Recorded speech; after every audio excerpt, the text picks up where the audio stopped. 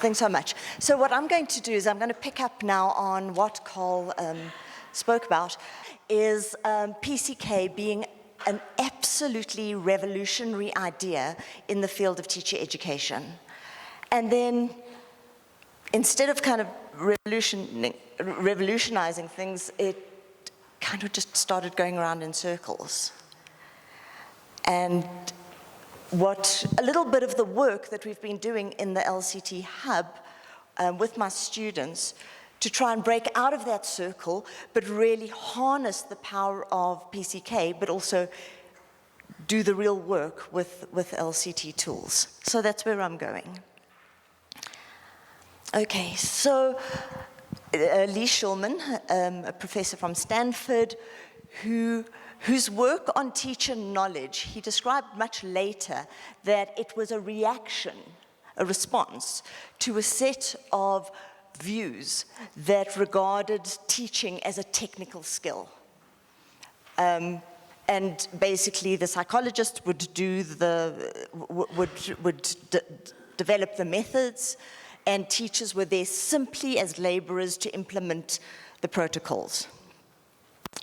And he noticed a gap, and he said this: we find few descriptions of teaching that give careful attention not only to the management of students in classroom, but also to the management of ideas. And that then opened up something that he called the missing paradigm. I'm going to call it a missing puzzle piece, okay? And he wanted to deal with that in a teacher topology that he defined, very, very influential teacher topology, where he defined 7 kinds of teacher knowledge that teachers need to learn in order to be effective in the classroom. And one of those he called PCK. Now, the PCK was, he said, a very, very special, very different kind of teacher knowledge compared to the others. So how did he discuss PCK? He called it a blending of content and pedagogy.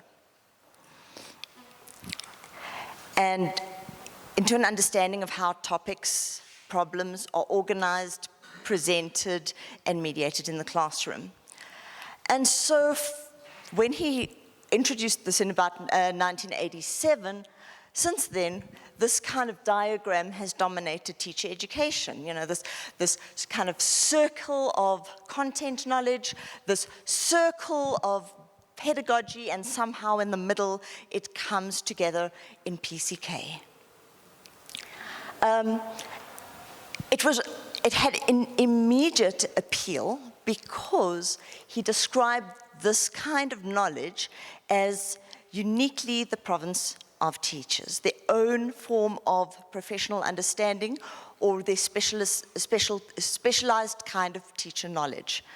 So that then made it really, really influential, because then teacher educators, instead of doing courses like kind of blackboard work and classroom routines and lining up and so on, it was like, okay, so our job is to teach our students how to build PCK. That's the holy grail. So then became the search for what is PCK? Where do you find it? What does it look like? Let's go on to that. This idea of PCK was described as opening up a new window in the world of teaching. It was as if the explorer had mapped a land that no one knew was there. So this was, it took out teacher training as kind of just making sure that you know the protocols and the routines, to this possibility that teaching was actually a knowledge practice.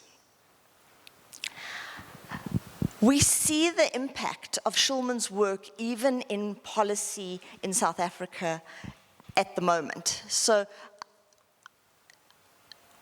what this policy does, in the tradition of what Shulman did, it defines 5 kinds of knowledges.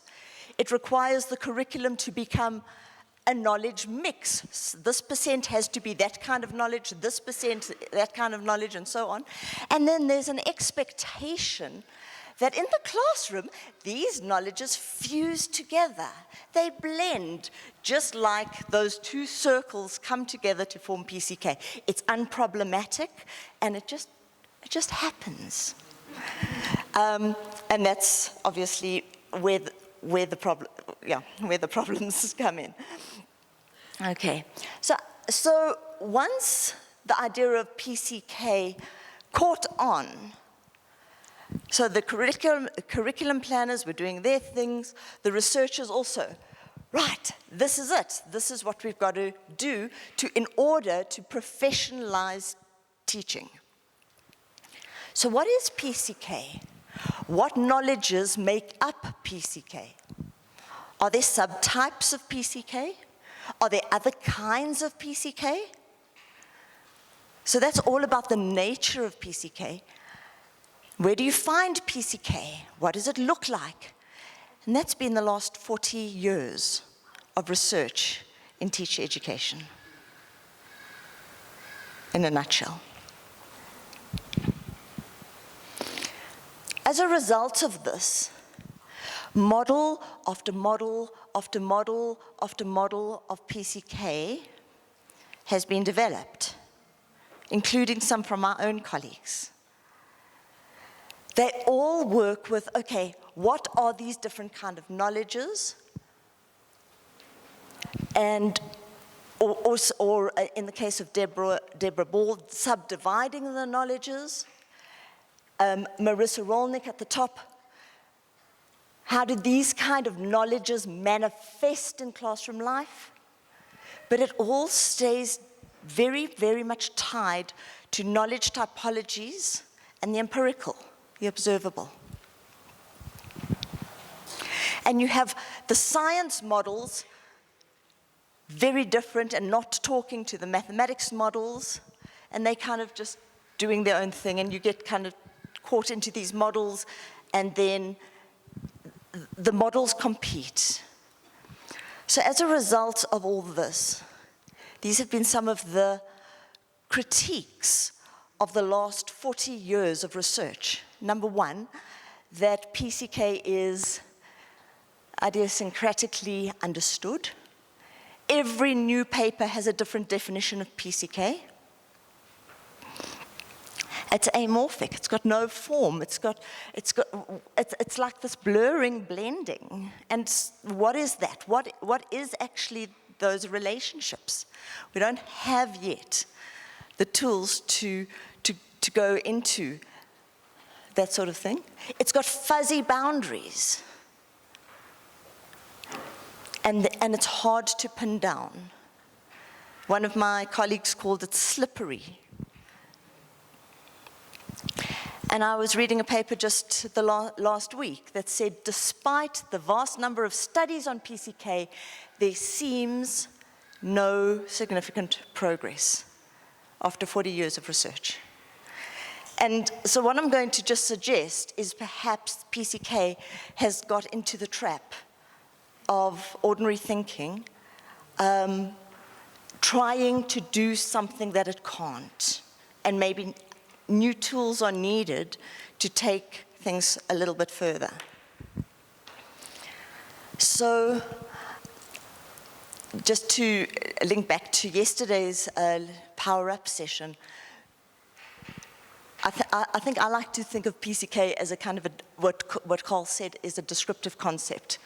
It's a torch, it shines the light in something that you weren't aware of, and okay, let's go look over there. But it doesn't give you the hard analytic tools to be able to do the job. And so for that, I'm going to show how we've turned to LCT in two of our studies. So one of the big things in teacher preparation is that unlike dentists and lawyers and engineers, our students have already been in a classroom for 12 or more years.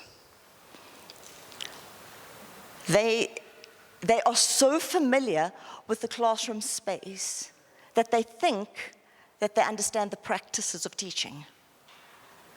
But actually, they've never gone into the kind of the background of the teacher's head in terms of what they think, what they're choosing, what they're doing, why, and so on. So even though they're familiar with the classroom, they come in with pretty much a blank gaze on practice. We have in South Africa, just 4 years to either take the students through a 4-year Bachelor of Education degree or a 1-year PGCE that follows a 3-year content degree. So in South Africa, every teacher has to have a degree, a 4-year qualification in order to teach. And in that time, we've got to start giving them this trained gaze, a new way of thinking. They go back into the classroom, but they've got to see things, they've got to see more than what they saw before. That's how problematic, that's the problem that we're sitting with, is how do we open their eyes when they are so confident that they know about classroom life to seeing teaching in a new way, in a more nuanced way. And PCK then gave us one idea of, okay, well, one of the ways that they can demonstrate this trained gaze is by enacting, recruiting PCK. But what does that look like? Hard to see something that's nebulous and vague and amorphous. So an opportunity to study how students, what they notice in classroom practice at different points of their teacher education happened in COVID when our schools were closed down and they couldn't go on into the schools for their practicals. And a group of teacher educators led by myself developed this course which is Teacher Choices in Action. And basically what this course tries to do is help them to see the things in teaching that they couldn't see as learners themselves when they were doing their schools. So it's really about seeing teaching in a new way. One of the things that we do in this course is we teach them things like semantic waves and cumulative knowledge building explicitly. Another thing that we do is we've got a big lesson library. Those are some stills taken from the videos. We've got about 250 recorded lessons, and we ask the students to observe lessons and then write out a lesson observation report. We ask them to describe the lesson, to account for what they think, why the teacher was doing what they were doing in relation to the teacher, what they were teaching, who they were teaching, where they were teaching, and then how that informed their pedagogic choices, how they taught, and then to give their perceptions of that lesson.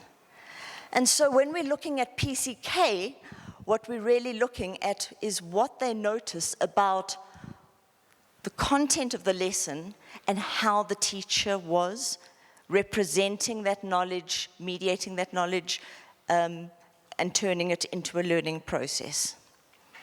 So that's where the data is coming from the studies that I'm going to talk about.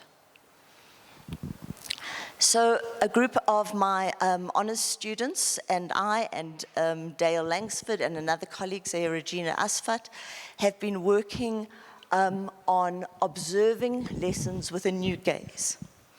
And we're recruiting semantic density to get beyond just the empirical observations.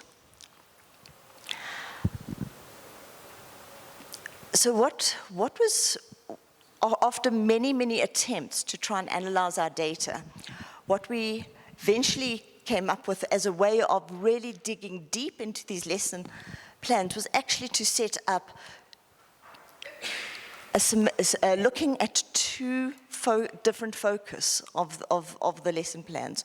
One on how they're talking about content, the other, how they're accounting for what the teacher is doing and why, and looking at both of those very different things through semantic density.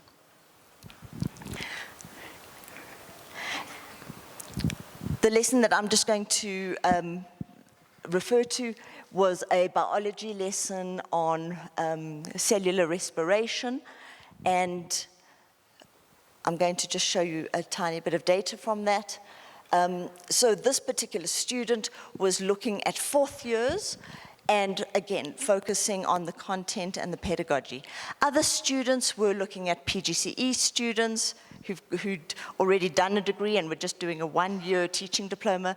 Others are looking at 1st-year students, so we can compare one cohort to another.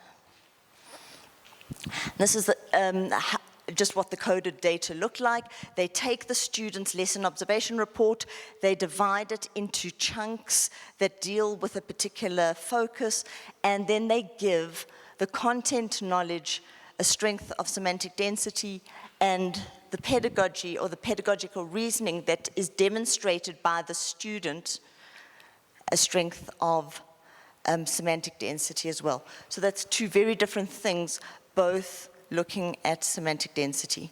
So we've got now lists and lists and lists of codes, and what we actually thought then was just to see the patterns. It was very hard to see patterns just in terms of codes. So we put those onto a Cartesian plane. But this is not a semantic plane. This is just a normal Cartesian plane where we've got strengths of semantic density for content knowledge against strengths for semantic density, again, against pedagogy. And what we were really, really interested in here was instances in the top left-hand quadrant where the students had a more complex pedagogical reasoning as well as more complex discussion of content. So I'm just going to give you a taste of the data. This example, this is a grade 11 lesson. The teacher explains this and this and this and this and this. So the pedagogy is just the teacher explains. And they've gone into some detail about the content. So weaker semantic density for pedagogy, but stronger semantic density for content. And we've plotted that particular extract over there. How are they linked? Is there any way that we see how the content and pedagogy is blended? We don't think it is. It's both present. One is far more complex than the other, but it's just kind of linked, or put in proximity, but there's no relationship. We wouldn't say that this is a blending of content and pedagogy. This one talks about concluding the lesson with the questions on the content. This allowed the children to answer on their own, see if they understood, A lot more discussion about the pedagogy, almost nothing about the content. So we plotted it over here. We can ask ourselves, what would it take for that to strengthen the semantic density for content? Could we get it into a place where it was stronger for semantic density for pedagogy and stronger for content? Well, if they had said, you know, the factual content of cellular respiration was really important in this lesson, and so, you know, that's the reason why. But they didn't really, they just glossed over it. If we go to this particular student, sorry, there are two students here. Okay, one represented with green dots, the other one with brown dots. This one talks about that the teacher was very cognizant and very deliberate in showing diagrams and labeling diagrams and using it, and how this is a really important part of learning biology, and showing how each part contributes to a particular process. Now that starts to show a relationship between the content and the pedagogy, where the content is actually driving the pedagogy. So instead of just being kind of loosely linked or put in the same proximity, here we actually start to see some causal reasoning for what the teacher was doing. So what we found in this particular example is just plotting these and bringing those two things in relation to each other started to open up possibilities for us to look for examples of PCK there, and actually to start to unpack what is that relationship between the content and the pedagogy in a very, very much more specific way, rather than this kind of loose blending. So what has LCT helped us to do in this case? We've gone beyond the empirical. We're starting to try and probe that depth realist. We're trying to bring things into relation with one another. And in doing so, we were actually able to find some very more explicit ways that content and pedagogy are blended in our data. The students that were working on this are now moving into masters, so we're going to take this study further, but that's as far as it's got at the moment.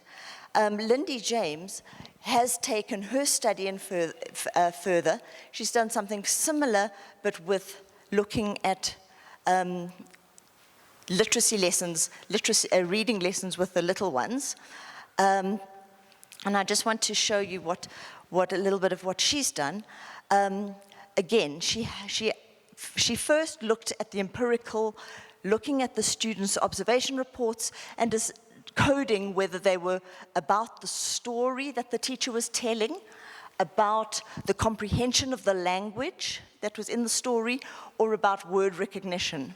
And then she coded the empirical in terms of the color. She didn't stop there.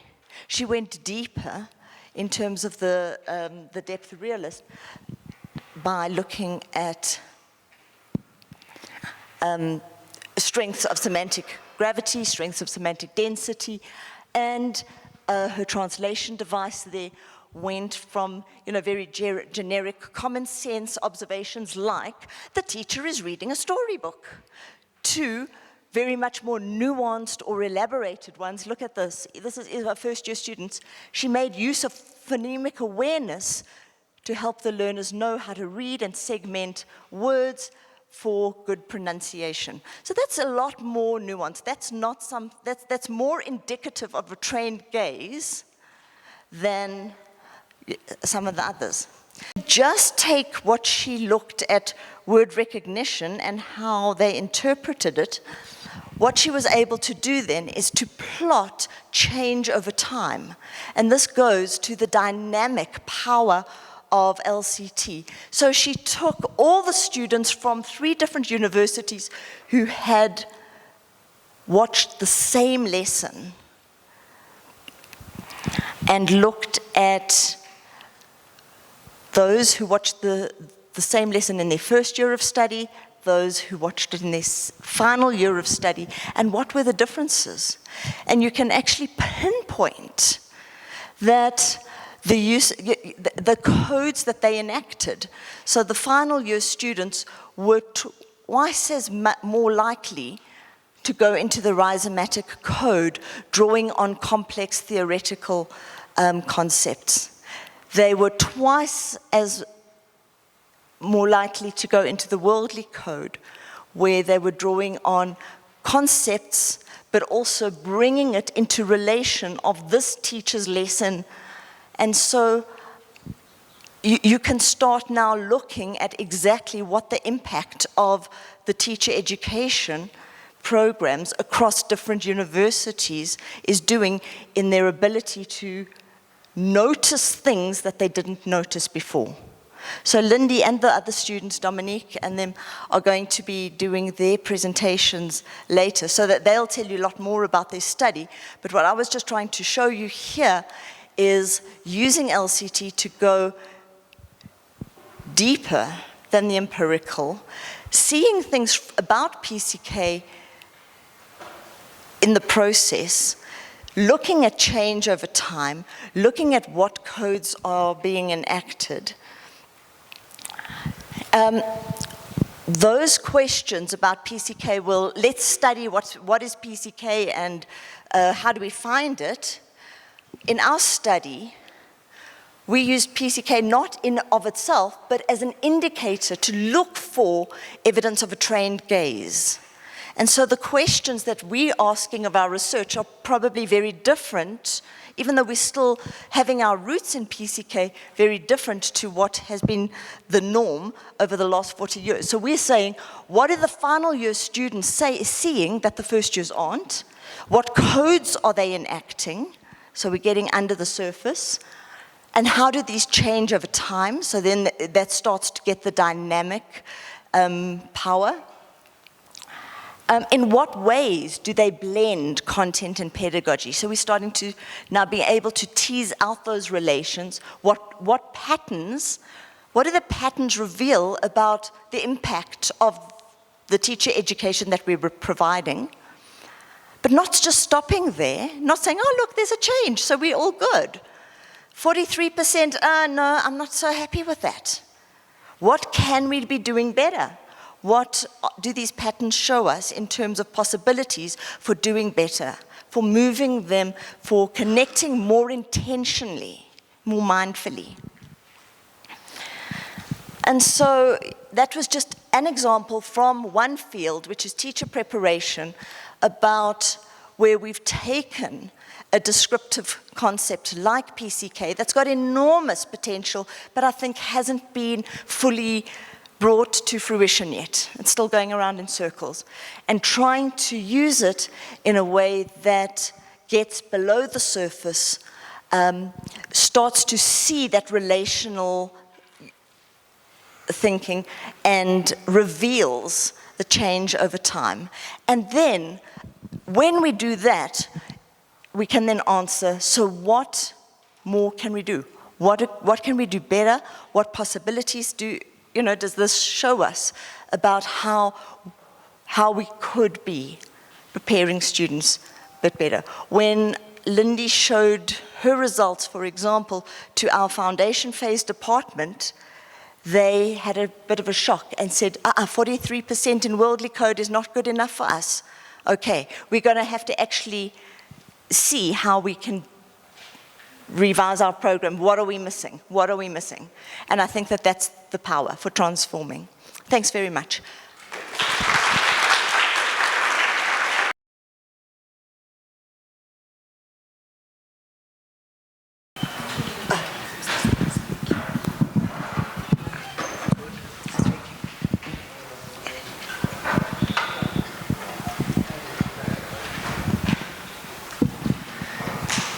Is it working? Yes.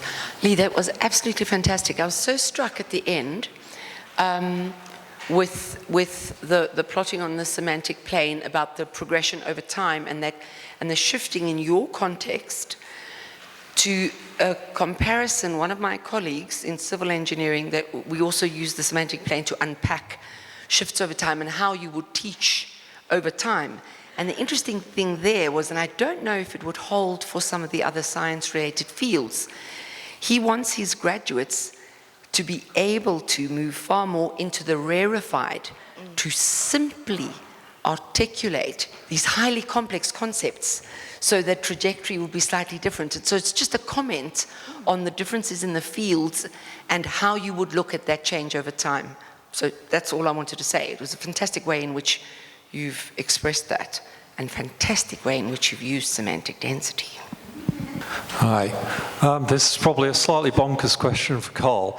So when disciplines have moved to relational and you've got things in coordinates, the next step could be you add maths to it, because you can start plotting curves and actually put some maths behind the curves. Is that the next stage, or is that totally bonkers in this kind of social sciences, sociology sort of area?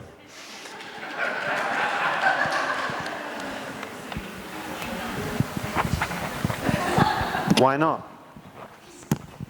Why can't we do that? I mean, as I said, we can do things qualitatively, we can do things quantitatively. If it adds explanatory power, you do that knowing that you're going to alienate some kind of audiences, but if that doesn't matter, it may be more persuasive to some kind of audiences.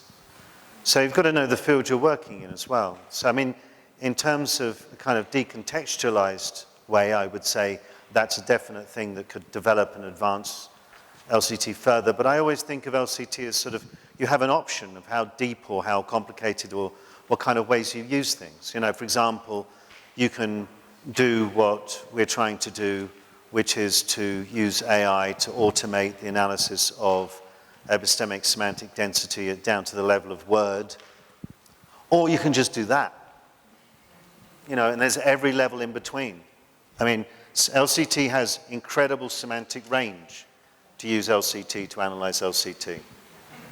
And yes, if we can go and start putting numbers behind that, so long as we understand that these are just, you know, it's all relative, that there is no absolute somewhere. I mean, like when we say somewhere's north of somewhere else, it's going to be south of somewhere else as well, unless it's the North Pole, but you know what I mean? There's no absolute, in a universe there's no upside down, there's no up and there's no down. Sorry, I sound like I'm meandering, but in my head it makes sense. You know the way we look at the globe, completely, you know, like we can just turn it upside down. There's no up in the universe. My preferred map of the world is the Universal MacArthur Corrective, which has Sydney in the center at the top. And Britain is some marginal small place somewhere down here. There's no up, there's no down, there's no left, no right. So if we put numbers behind it, there would be a potential for it to become a little bit more doctrinal and dogmatic or whatever, but that's not necessarily the case. You know, I'm always excited when people do things like that. And I'm a big believer that if you can use numbers and qualitative, if you can use sort of quantitative and qualitative analysis in work, it can be really persuasive to people. You know, it can be really powerful to people. So I don't see why not. It's not a bonkers question at all. As Mr. Garrison says in South Park, there are no stupid questions, just stupid people. So that's a great question. Yeah, I think why not? But that doesn't mean you have to. That's the thing. You don't have to. But why not? Thanks. Thanks. Lee, I wanted to just hone in on the kind of empirical stuff. You are talking PCK.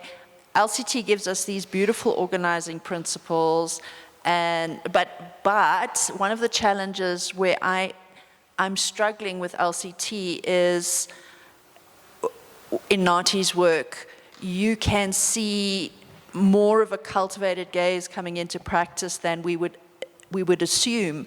But what we can't do is describe what that cultivated gaze looks like. And I think with PCK, you're kind of going into that direction of saying, right, we've got these organizing principles, but now how do we describe it much more in the context that these, does that make sense? I think that from just my experience, the problem when we get into that trap, it's because I haven't done like thematic coding first.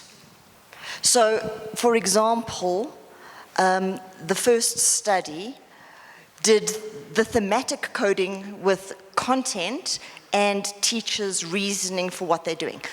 Lindy's study did thematic coding in terms of talking about the story, talking about language comprehension, talking about word recognition. Then Once you've done that, or you do it simultaneously as Lindy did in that table, then you start to, code, and then you can disaggregate and saying, okay, we're only looking at word recognition now, or we're only looking at language comprehension. What's happening here? How is language comprehension different or similar to word?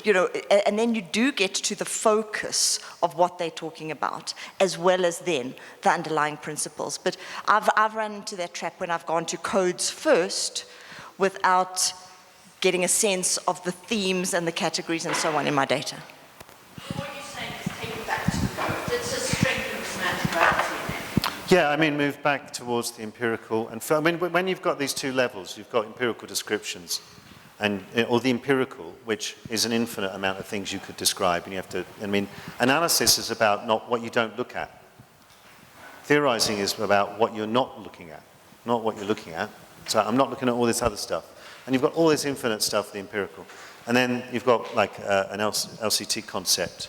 And then it can feel like there's this yawning gap. And it's about filling in that gap, which means moving between them.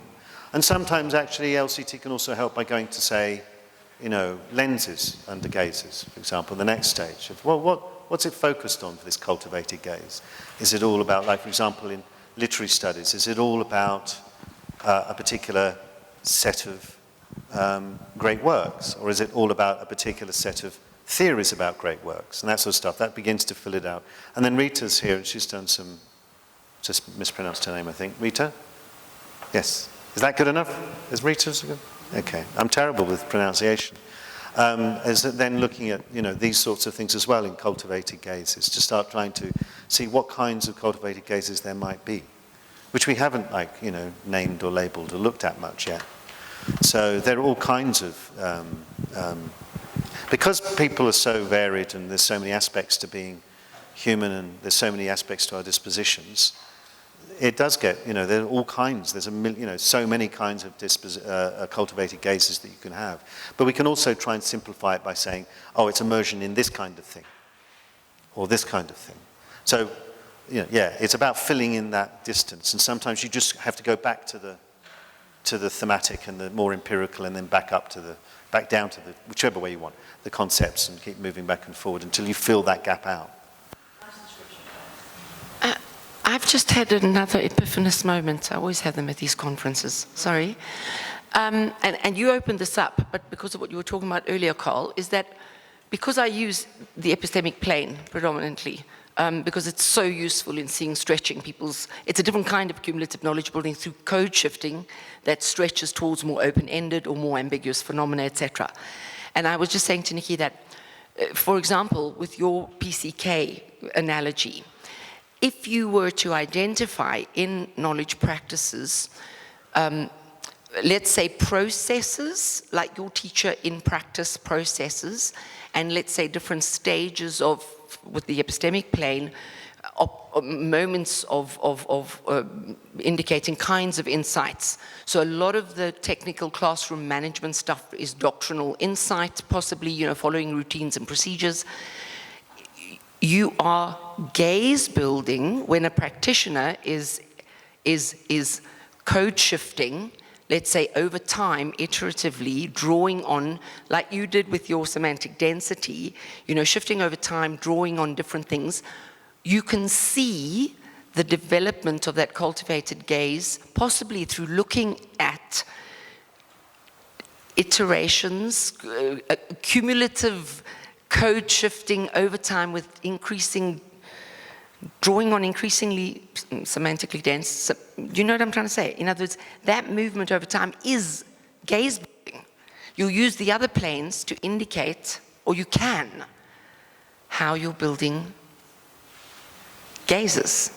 So, or the way I would do that, if I felt like I was getting a bit too complex in the theory and up here, would be to start describing that again empirically. Like, there's ways of thinking and acting and being and responding that I'm trying to get into this person or to these people, and they're quite hard to shape. Dispositions are very durable. They last a long time. The things that we're shaped are ways of being and acting. And so you do these repetitive things to try and shape, like training a sports person, or training muscle memory, or that's the basis of training a gaze or cultivating a gaze or whatever, is the way that you respond to things, that's all. So it's to go back to description, that's all, I find. If you start getting lost in the pluses and minuses and all the complex stuff, get back down to the thing itself and describe it in simple terms, like I'm trying to shape the way people respond to stuff. When this happens in a classroom or this happens in a laboratory, I want them to be able to recognize that's a significant result, or I want them to be able to recognize that what they now need to do is to sort of do a hard reset in the classroom because they've kind of lost it. That's the gaze that you're trying to shape. And it's just a way of how you get there. It depends on, what's the best way of teaching whatever it is you're trying to teach. There's gazes in everything, by the way. It's not just the humanities have gazes and the sciences don't. Sciences have gazes. And some of that's trained gaze and some of it's been cultivated by just spending a long time in laboratories with other scientists.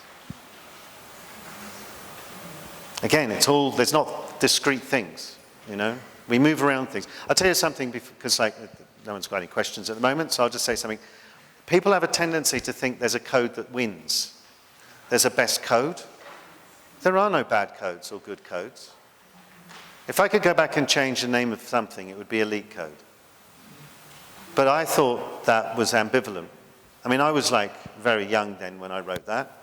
But I thought it was ambivalent enough because sometimes people like elite, but often in many areas elite is a bad thing. You're being elitist. I thought I was ambivalent enough. But sometimes in some contexts people say, oh, well, naturally you want to be elite code. I go, no. There's no bad codes.